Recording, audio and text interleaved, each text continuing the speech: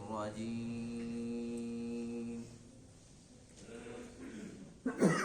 بسم الله الرحمن الرحيم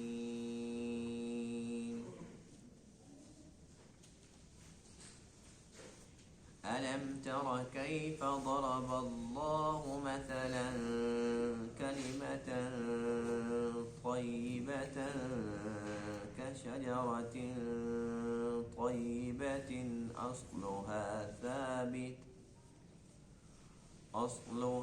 ثابت وفرعها في السماء تؤتي أكلها كل حين بإذن ربها ويضرب الله الأمثال للناس لعلهم يتذكرون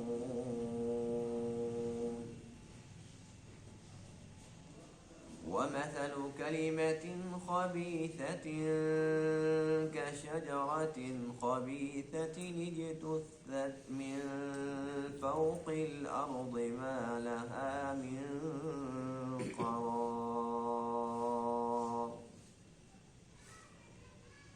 يثبت الله الذين آمنوا بالقول الثابت في الحياة الدنيا وفي الآخرة ويضل الله الظالمين ويفعل الله ما يشاء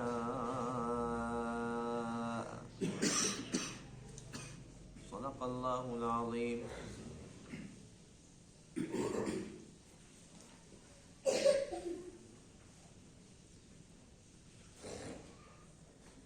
گزشتہ درس میں شیطان اور شیطان کے پیروکاروں کے انجام بد کا تذکرہ تھا. جن لوگوں نے دنیا کے اندر شیطان کو اپنا بڑا مانا، معبود مانا، اپنا استاذ مانا، جس طریقے سے بھی شیطان کو اہمیت دی، شیطان کی باتوں میں آ گئے، شیطان کے بہکاوے کے اندر پوری زندگی بسر کی، جہنم کے اندر شیطان اور یہ اس کے پیروکار دونوں اکٹھے ہوں گے اور جہنم کے اندر یہ شیطان کو ملامت کریں گے. شیطان تو نے تو مروا دیا، تو کہتا تھا بھی کوئی مسئلہ ہی نہیں ہے، اگر نماز نہیں بھی پڑھو گے تو کچھ نہیں ہوتا، وہ اللہ تعالیٰ بہت رحمان رحیم ہے، وہ اپنا فضل کر دے گا، وہ تو غفور الرحیم ہے. یہ کیا آج تو بھی جہنم میں اور ہم بھی جہنم میں. شیطان ان کی ساری کی ساری باتیں سن کے ان کو یہ کہے گا کہ دیکھو اللہ کا وعدہ سچا تھا اور میرا جھوٹا تھا. میں جو شیطان ہوں، شیطان تو ہمیشہ جھوٹ بکتا ہے، جھوٹ بولتا ہے. تمہیں پتہ تھا کہ میں تمہارا کھلا دشمن ہوں، تمہارے باپ کو میں نے جنت سے نکلوایا، سارا کچھ تم جانتے تھے، تو میرے جھوٹے وعدوں کے اندر تم آئے کیوں؟ دوسرا یہ کہ میرے پاس کوئی ڈنڈا نہیں تھا، میرے پاس کوئی غلبہ نہیں تھا، کوئی جبر نہیں تھا کہ ڈنڈے کے زور پر میں نے تمہیں نماز سے روکا ہو، اللہ تعالیٰ کی بندگی سے روکا ہو. الا ان دعوتکم فاستجبتم لی، میں تو صرف دعوت دیتا تھا، وسوسہ ڈالتا تھا اور تم پہلے ہی تیار ہوتے تھے. تم خود شیطان سے بڑے شیطان بنے ہوئے تھے. تو شیطان کیا کہے گا؟ فلا تلومونی ولوموا انفسکم، مجھے ملامت نہ کرو، اپنے آپ کو ملامت کرو. اور یہاں پر چیخنے چلانے کا کوئی فائدہ نہیں ہے، نہ تم میرے کام آ سکتے نہ میں تمہارے کام آ سکتا، کوئی فائدہ نہیں. بس بات یہ کہ اب یہاں پر جہنم ہے سب کے لیے. اور مجھے تو غصہ تھا آدم سے، میں نے نکالا آدم کی اولاد پر، میرے ہاتھ میں آدم تو آیا نہیں، آدم کی اولاد آئی، میں نے ان کو بہکایا، ان کو پھسلایا، ان کو برگلایا، پورا زور لگایا، اور آج دیکھو کتنی بڑی جماعت لے کر آئے جہنم کے اندر. شیطان کے اندر نا یہ صفت ہے. شیطان کہتا ہے کہ میں کیوں لوگوں کو ورگلاتا ہوں؟ انما يدعو حزبه ليكونوا من اصحاب السعير وہ کہتے ہیں میں اکیلا نہ جاؤں جہنم میں، میرے پیچھے بہت بڑی جماعت چل رہی، پتہ چلے کہ شیطان آ رہا ہے۔ بہرحال قرآن مقدس کے اندر مختلف مقامات پر اس موضوع کو بہت زیادہ اہمیت دی گئی ہے، مختلف طریقوں سے اللہ تعالیٰ نے سمجھایا ہے کہ کس طریقے سے یہ آپس کے اندر ملیں گے۔ جو کمزور لوگ ہیں، وہ طاقتور لوگ جن کی وہ اتباع کیا کرتے تھے، وہ ان کو برا بھلا کہیں گے، شیطان کے پیروکار شیطان کو برا بھلا کہیں گے، ایک دوسرے کے اوپر لعنت تک بھی کہیں گے، تیرے اوپر لعنت ہے، اللہ کی پھٹکار ہے، تو نے مروایا۔ لیکن بہرحال ان باتوں کا فائدہ کچھ نہیں ہونا۔ اللہ تعالیٰ کا احسان عظیم ہے کہ جو منظر جہنم کے اندر شیطان اور اس کے پیروکاروں کا ہونا ہے، اللہ نے ہمیں قرآن کے اندر سب کچھ پہلے بتلا دیا، دکھا دیا کہ شیطان تمہارا دشمن ہے، اس کو دشمن سمجھو، بس بات ختم، اس کی باتوں میں نہیں آنا۔ تمہارے پاس قرآن ہے، اللہ کے نبی کے فرامین ہیں، تمہارے پاس سنت ہے، تمہیں کیا ضرورت ہے کہ تم سنت کا نور چھوڑ کر اور بدعت کی تاریکی کے اندر، ظلمت کے اندر تم گھسے رہو، دنیا بھی تباہ آخرت بھی تباہ۔ تو بہرحال شیطان اور اس کے پیروکاروں کا تذکرہ تھا۔ آج کی درس کے اندر ان آیت کریمہ کے اندر اللہ تعالیٰ نے کلمہ طیبہ اور کلمہ خبیثہ کو ایک بہت پیاری مثال کے ساتھ سمجھایا۔ مثال کے ساتھ نا بات جلدی سمجھ آتی ہے۔ اللہ تعالیٰ نے کلمہ طیبہ، یہ کیا ہے؟ لا الہ الا اللہ محمد رسول اللہ، یہ کلمہ طیبہ ہے۔ اللہ فرماتے ہیں کہ یہ کلمہ طیبہ یہ شجرہ طیبہ کی طرح ہے، یعنی کہ پاکیزہ، طیبہ کا معنی ہوتا ہے پاک، پاکیزہ کلمہ۔ یہ پاکیزہ کلمہ پاکیزہ درخت کی طرح ہے، اور پاکیزہ درخت وہ ہوتا ہے جس کی جڑیں بھی مضبوط ہوں اور اس کی جو شاخیں ہیں وہ بھی بہت بلند ہوں، پھلدار بھی ہو، اچھا پھل دیتا ہو، ہر وقت ہرا بھرا رہتا ہو۔ فرمایا کہ کلمہ طیبہ ایسا ہی ہے، جس نے اس کو دل میں جگہ دی، زبان سے پڑھا، اس کے مطابق زندگی بسر کی، تو یہ کلمہ پڑھنے والا انسان بھی ایسے ہی پاکیزہ بن جاتا ہے، اس کے اخلاق ایسے بلند ہوتے ہیں جیسے اس کی شاخیں بلند ہیں، جیسے وہ پھلدار ہوتا ہے، اس سے لوگوں کو فائدہ ملتا ہے۔ اسی طریقے سے جو مومن ہوتا ہے کلمہ طیبہ پڑھنے والا، تو اس سے بھی لوگوں کو فیض ملتا ہے، فائدہ ملتا ہے، کوئی نقصان نہیں ملتا۔ جس طریقے سے وہ درخت سدا بہار ہوتا ہے، اسی طریقے سے جو مومن ہے وہ بھی سدا بہار ہوتا ہے۔ خوشی غمی ہر حالت کے اندر وہ اللہ کا بندہ ہے، جس کو ملتا ہے خندہ پیشانی سے ملتا ہے، مسکرا کے ملتا ہے، سلام کرتا ہے، اس کو مصافحہ کرتا ہے، معانقہ گلے لگا کے ملتا ہے، یعنی کہ اس سے ہمیشہ خیر ہی نکلتی رہتی۔ اور فرمایا کہ جو کلمہ خبیثہ ہے، کلمہ خبیثہ یہ کیا ہے؟ شرک کا کلمہ، شرک کا بول، نفاق کا بول، گناہ کا بول، جس کے اندر اللہ تعالیٰ کی ناراضگی ہو، یہ سارے کے سارے کلمات کلمہ خبیثہ ہے، بری باتیں ہیں، برا کلمہ ہے۔ تو اللہ فرماتے ہیں کہ اس کی مثال شجر خبیثہ کی طرح ہے۔ خبیث درخت، گندا درخت کیسا ہوتا ہے؟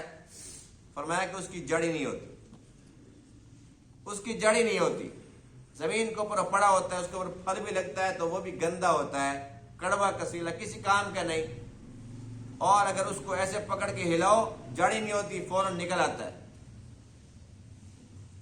جس طریقے سے یہ بے بنیاد درخت ہے، اس کے پھل سے کسی کو کچھ فائدہ نہیں، اسی طریقے سے جس کے اندر کلمہ طیبہ نہیں، جس کے اندر کفر کے کلمات چھپے کھڑے ہیں، جس کے اندر نفاق کے ہیں، جس کے اندر شرک کے ہیں، جس کے اندر اللہ تعالیٰ کی ناراضگی والے کلمات ہیں، فرمایا کہ یہ ایسا ہی بے بنیاد ہے، نہ تو اس کو کوئی پھل پھول لگے گا، نہ اس سے کسی کو فیض ملے گا، بس یہ چلتا پھرتا اللہ تعالیٰ کا مبغوض انسان ہے۔ اس سے لوگوں کو دکھ تو پہنچ سکتا ہے، سکھ نہیں پہنچ سکتا، اور دوسروں کے لیے اس کے اندر جب خیر نہیں ہے تو اس کی اپنی ذات کے لیے بھی خیر نہیں۔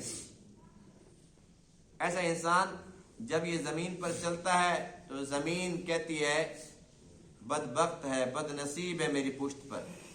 قبر میں جاتا ہے تو قبر کہتی ہے بدبخت بد نصیب آ گیا میرے پاس. یعنی کہ زمین کو بھی ناپسند، قبر کو بھی ناپسند، یہاں تک کہ جو اس کی روح قبض کرنے آتے ہیں فرشتے ان کو بھی ناپسند. اور حدیث پاک میں ایسے بندے کے بارے فرمایا کہ جب وہ فرشتے روح قبض کر کے اوپر لے کے جاتے ہیں تو دروازے بند. فرشتے کہتے ہیں اس کا آنا نامبارک ہے، اس کے لیے کوئی راستہ نہیں ہے. تو یہ کیا کلمہ خبیثہ کی مثال دی ہے. اور پھر اللہ فرماتے ہیں کہ جو ایمان والے ہیں ان کے اندر چونکہ ایمان کا کلمہ ہے، ایمان کا بول ہے، ہم ان کو دنیا کے اندر بھی ثابت قدمی عطا فرماتے ہیں اور آخرت کے اندر بھی ثابت قدمی عطا فرمائیں. اللہ کا احسان ہے کہ نہیں ہے؟ الحمدللہ کہ ہم مسلمان ہیں. اللہ تعالیٰ کا احسان عظیم ہے. اس نعمت عظمیٰ پر ساری زندگی ہم سجدے میں پڑے رہے پھر بھی حق ادا نہیں ہو سکتا. علم ترا، کیا آپ نے دیکھا نہیں، کیف ضرب اللہ، کیسے اللہ نے بیان کی، مثلا ایک مثال، کلمہ طیبہ کی، پاکیزہ کلمہ کی مثال، کشجرۃ طیبہ، پاکیزہ درخت کی مانند ہے، اصلها ثابت، جس کی بنیاد بڑی مضبوط ہے، ثابت بڑی مضبوط ہے، وفرعها فی السماء، اور اس کی جو شاخیں ہیں وہ فضائے آسمانی کے اندر ہے، بلند، تؤتی اکلها، وہ لاتا ہے اپنا پھل، کل حین باذن ربها، ہر وقت اپنے رب کے حکم سے، اللہ کے فضل سے اس کے اندر پھل بھی ہوتا ہے. وَيَضْرِبُ اللَّهُ الْأَمْثَالَ لِلنَّاسِ، اور اللہ تعالیٰ لوگوں کے لیے مثالیں بیان فرماتا ہے، لَعَلَّهُمْ يَتَذَكَّرُونَ، تاکہ لوگ نصیحت حاصل کریں. وَمَثَلُ كَلِمَةٍ خَبِيثَةٍ، اور خبیث کلمہ کی مثال، کشجرۃ خبیثہ، یہ اس درخت کے مانند ہے جو خبیث ہے، گندا ہے. یہ وہ درخت ہے جس کی جڑ زمین کے اوپر سے اکھاڑ دی گئی، یعنی کہ زمین کے اندر تھی ہی نہیں. ما لها من قرار، اس کے لیے کوئی ٹھہراؤ نہیں ہے. یثبت اللہ الذین آمنوا بالقول الثابت، اللہ تعالیٰ ثابت قدمی عطا فرماتا ہے ایمان والوں کو، بالقول الثابت، مضبوط قول کے ساتھ، دنیا کی زندگی کے اندر بھی اور آخرت کے اندر بھی. وَيُضِلُّ اللَّهُ الظَّالِمِينَ، اور اللہ تعالیٰ ظالم لوگوں کو گمراہ کرتا ہے. وَيَفْعَلُ اللَّهُ مَا يَشَاءُ، اور اللہ جو چاہتا ہے کرتا ہے.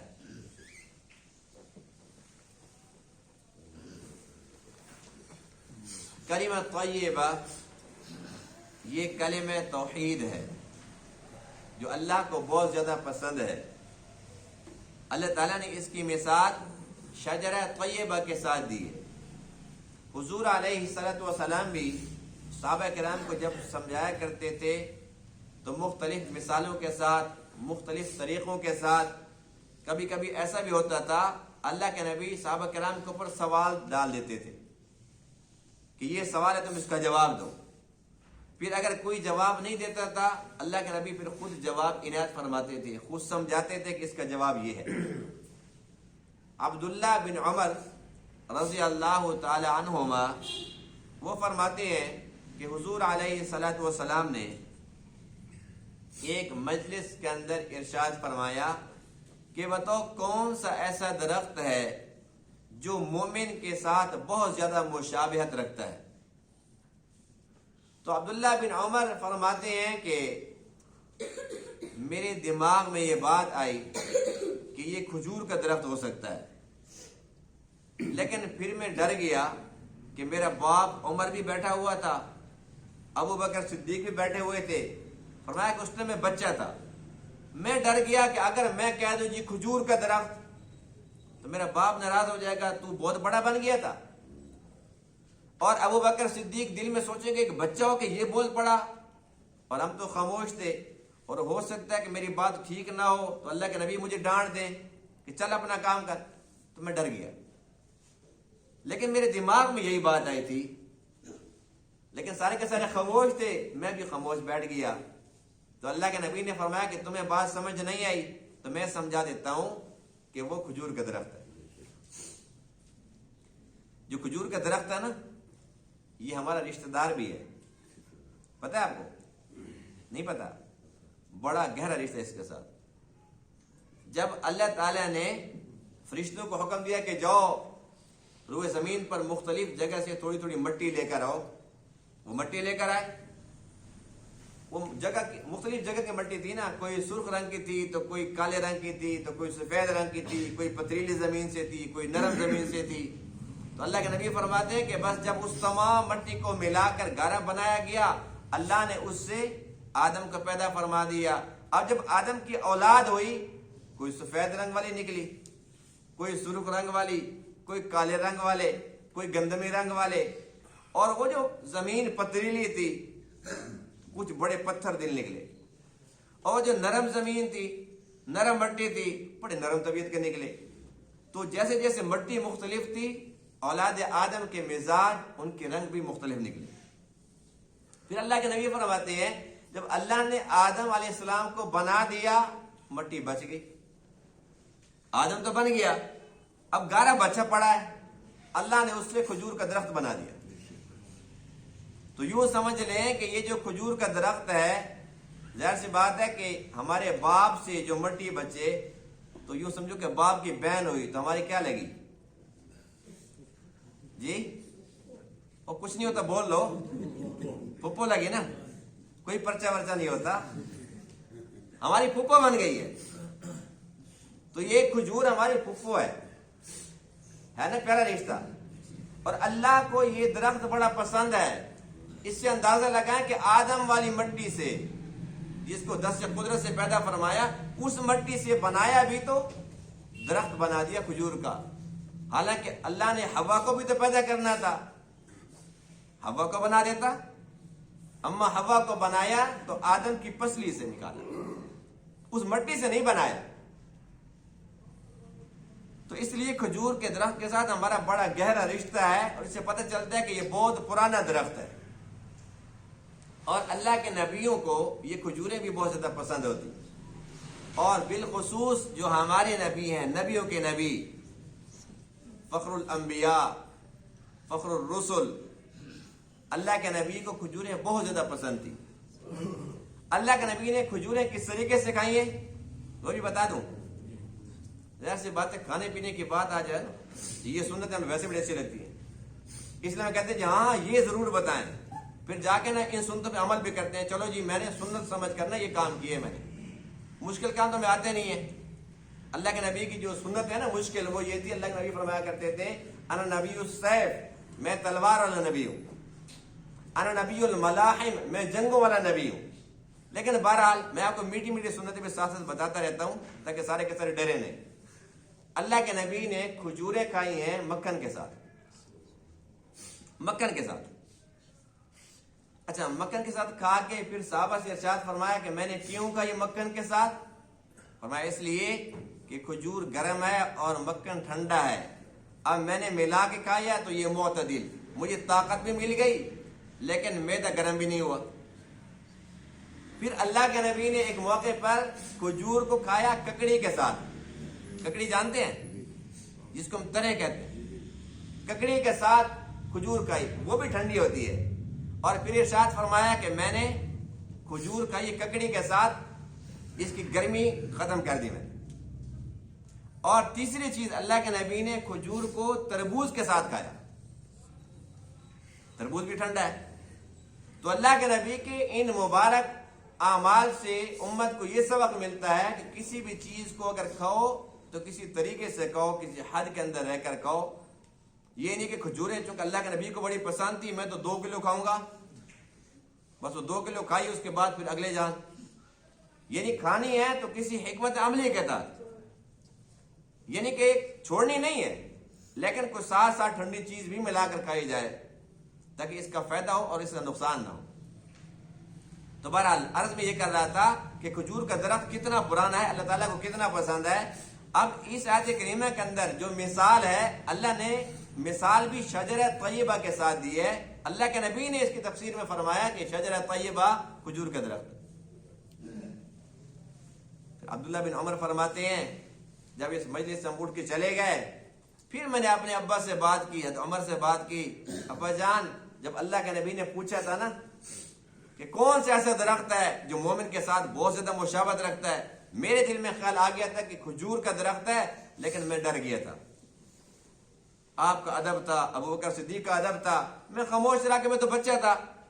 حضرت عمر فرماتے ہیں میرے بیٹے اگر تو اس وقت بتا دیتا تو مجھے بہت خوشی ہوتی اور میں اس بات میں فخر کرتا کہ میرا بیٹا بڑا ذہین ہے. اس سے ایک اور سبق ملتا ہے نا, اس سے ایک اور بات سمجھ آتی ہے جو بڑی گہری ہے, بڑی پتے کی بات ہے. وہ یہ ہے کہ دنیا کے اندر صرف اور صرف ایک باپ ہے جو یہ چاہتا ہے کہ میری اولاد مجھ سے بہت آگے چلی جائے, اور کوئی نہیں ہے. بھائی بھائی آپس کے اندر حسد کر لیتے ہیں, یہاں تک کہ استاد ہوتا ہے, بہت بڑا رتبہ ہے, لیکن استاد یہ چاہتا ہے کہ شاگرد میرا استاد نہ بنے. یہ بات مشہور ہے نا. وہ ایک پہلوان تھا اور اس پہلوان نے دعویٰ کر رکھا تھا جی کوئی بندہ ہے میرے مقابلے میں جس کے جی میں آئے وہ میرے ساتھ مقابلہ کرے. لوگوں نے کہا تیرا استاد بھی کہتا ہوں وہ بھی آ جائے.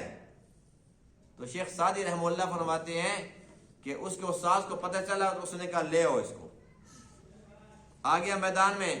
جب میدان میں آیا نا اس نے پتہ کیا کیا, وہ جو اس کو 2 پیج سکھا رکھے تھے اس نے ان سب کو چھوڑ کے نا ایک نیا طریقہ آزمایا. اس کی ٹانگوں سے یوں پکڑ کے نا اس کو یوں پیچھے پھینک دیا. جب وہ نیچے گر گیا نا پھر دوبارہ اٹھا, استاد جی آپ نے یہ بات تو مجھے نہیں سکھائی تھی. اس نے مجھے پتا تھا تو شاگرد ہے لیکن ایسی حرکتیں کر سکتے ہیں. تو استاد جو ہے نا وہ استاد ہوتے ہیں, کوئی نہ کوئی بات اپنے پاس رکھتے ہیں, لیکن باپ وہ ہستی ہے. ہر باپ یہ چاہتا ہے کہ میرا بیٹا مجھ سے آگے چلا جائے, مجھ سے آگے چلا جائے. اور بیٹا جتنی بھی ترقی کرتا ہے, جتنی ترقی کرتا ہے, باپ خوش ہوتا ہے. لیکن آج کل باپ کی کوئی قدر و منزلت نہیں ہے. بس جو غیر ہے نا, غیر دوست ہیں, بازاری لوگ ہیں, ان کو اہمیت ہے, لیکن باپ کو اہمیت نہیں. باپ کے ساتھ دل کی بات نہیں کرنی. اگر بیچارہ وہ خود کوئی اچھی بات بتاتا ہے, اب رہنے دینا بس ٹھیک ہے, پرانی باتیں کرتے ہو آپ تو ہر وقت. اب نیا دور ہے, آپ وہ پرانی سوچ لے کر بیٹھے ہوئے, یعنی کہ باپ کی توہین. اللہ ناراض ہوتا ہے. باپ ہر دور کا بیچارہ مظلوم ہوتا ہے, ہر دور کا. یعنی کہ یوں سمجھ لیں کہ جو ہمارے باپ تھے نا, وہ ہمارے دادا کے سامنے وہ یہی باتیں کرتے ہوں گے جو ہم اپنے باپ کے سامنے کرتے ہیں, اور پھر ہمارے بچے پھر ہمیں وہی باتیں ابھی سے کہنے لگ گئے. اب وہ رہنے دے بس ٹھیک ہے, آپ کو بڑا پتہ چلتا ہے. اور پھر ان کے بچوں نے پھر ان کو یہی کہنا ہے. یعنی کہ ہر دور کا اس کا مطلب ہے کہ جو باپ ہے وہ پاگل ہی رہتا ہے, اس کا بیٹا ہمیشہ سمجھدار رہتا ہے. تو یہ کتنی گہری بات ہے. حضرت عمر نے کیا فرمایا, اے بیٹے تو اگر یہ کہہ دیتا بیٹا ڈر رہا ہے, میری باپ کی شان ہے, میرا باپ بیٹھا ہوا ہے تو میں کیسے گستاخی کر سکتا ہوں. باپ کیا کہتا ہے, بیٹے مجھے بہت خوشی ہوتی, تو کہتا تو میں فخر محسوس کرتا کہ میرے بیٹے نے اس کا صحیح جواب دیا اور بہت ذہین ہے میرا بیٹا. اس سے پتہ چلتا ہے کہ باپ بیٹے کی خوشی پر بہت خوش ہوتا ہے, بیٹے کی ترقی پر بہت زیادہ خوش ہوتا ہے. ہم سب پر لازم ہے, واجب اور فرض ہے کہ ہم اپنے ماں باپ کی خدمت کریں, ان کی اطاعت کریں, ان کا کہا مانیں اور ان کے سامنے زبانیں بند رکھیں. اگر کامیابی چاہتے دنیا آخرت کی تو ماں باپ کے سامنے پاگل بن کر رہیں, ان کو پاگل نہ سمجھیں. ماں باپ کبھی بھی پاگل نہیں ہوتے. اگر پاگل ہوتے اللہ قرآن میں ان کی اطاعت کا حکم نہ دیتا. اللہ یہ نہ فرماتا کہ باپ کی رضا میں میری رضا ہے اور باپ کی ناراضگی کے اندر میری ناراضگی. اللہ یہ نہ فرماتا تمہیں جنت چاہیے تو دروازہ باپ ہے, جنت ماں کے قدموں کے نیچے ہے. یہ بات تو ہم سب سنتے ہیں, کہتے رہتے ہیں, لیکن باپ کی کوئی اہمیت نہیں ہے معاشرے کے اندر. اللہ کے نبی نے فرمایا کہ دروازہ باپ ہے, اور وہاں پر جنت کا ایسا دروازہ نہیں ہے کہ فلاں کے چلے جاؤ, بڑی سیکورٹی سخت ہے. اس لیے ایک ہی راستہ ہے کہ باپ کو راضی کر کے رکھو بس. بہرحال اللہ کے نبی نے کیا فرمایا صحابہ کرام سے؟ خود سوال کیا، پھر خود فرمایا کہ وہ درخت کھجور کا درخت ہے. فرمایا کہ دیکھو ہر درخت کے اوپر موسم کے اثرات ہوتے ہیں. اللہ کے نبی فرماتے ہیں کھجور کے درخت کو دیکھ لو، موسم بہار ہو یا خزاں ہو، اس کے پتے جو کہ تم ہیں، اس کے اوپر کوئی اثرات نہیں. فرمایا کہ یہ کیسا بلند ہے. فرمایا کہ مومن اس کے اخلاق ایسے بلند ہوتے ہیں. اور فرمایا کہ اس کا پھل اتنا زیادہ ہوتا ہے، اتنا زیادہ ہوتا ہے، پوری دنیا کھاتی ہے، ابھی تک پوری دنیا میں پھل پڑا ہوتا ہے، اس کا پھل پھر آ جاتا ہے. تؤتی اکلھا کل حین باذن ربھا، ہر وقت اس کا پھل دستیاب ہے. اللہ کا قرآن کہہ رہا ہے.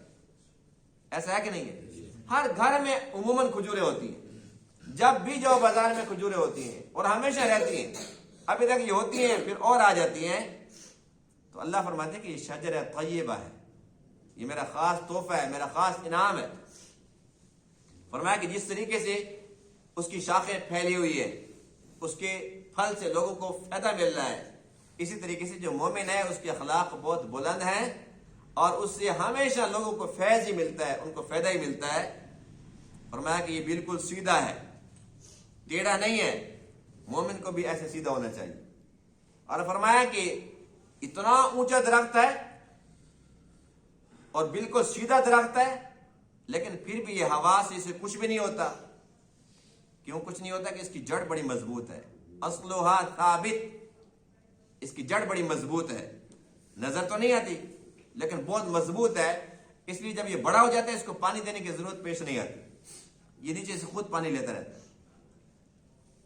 اور کھجور کے اندر ایک اور مشابہت انسان کے ساتھ یہ بھی ہے کہ جس طریقے سے انسان کا خدا نہ خاصہ اللہ نہ کرے کسی حادثے کے اندر اس کا ہاتھ کٹ جائے، اس کی ٹانگ کٹ جائے، وہ مرتا نہیں ہے.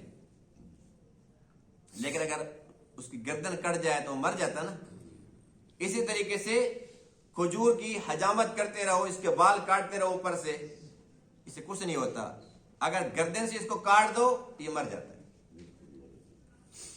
دوسری مشابہت انسان کے ساتھ یہ بھی ہے کہ جس طریقے سے انسان پانی کے اندر ڈوب کے مر جاتا ہے، اسی طریقے سے بالکل ٹھیک ٹھاک درخت ہو کھجور کا، اگر کوئی سیلاب کی شکل میں پانی آئے اس کے اوپر سے گزر جائے تو یہ مر جاتا ہے. یعنی کہ یہ ڈوب کے بھی مر جاتا ہے انسان کی طرح. رشتہ دار ہے نا، رشتہ تو ہے اس کے ساتھ. اللہ تعالیٰ نے انسان کے ساتھ مشابہت تو رکھی ہے، تو اس لیے انسان کو چاہیے، اللہ نے اس کو مومن بنایا تو وہ اس شجر طیبہ کی طرح بالکل مضبوط رہے، اپنے اخلاق کو بلند رکھے اور کھجور کے درخت کی طرح لوگوں کو فیض پہنچائے، دکھ نہ پہنچائے، نقصان نہ پہنچائے. دوسری مثال ہے کلمہ خبیثہ کی، وہ شجر خبیثہ کی طرح ہے.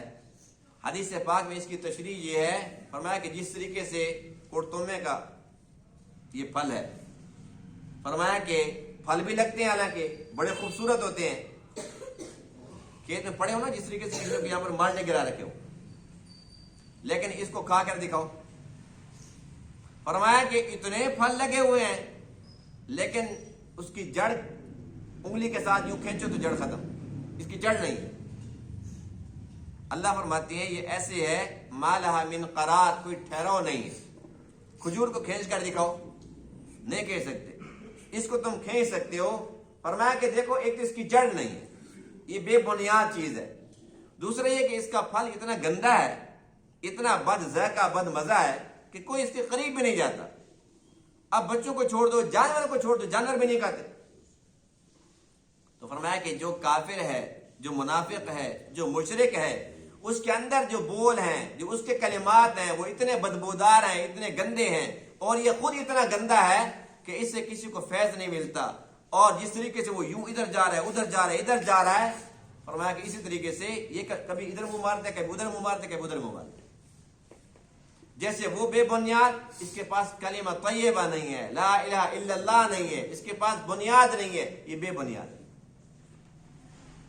اللہ کا شکر ہے، الحمدللہ کہ ہم مسلمان ہیں.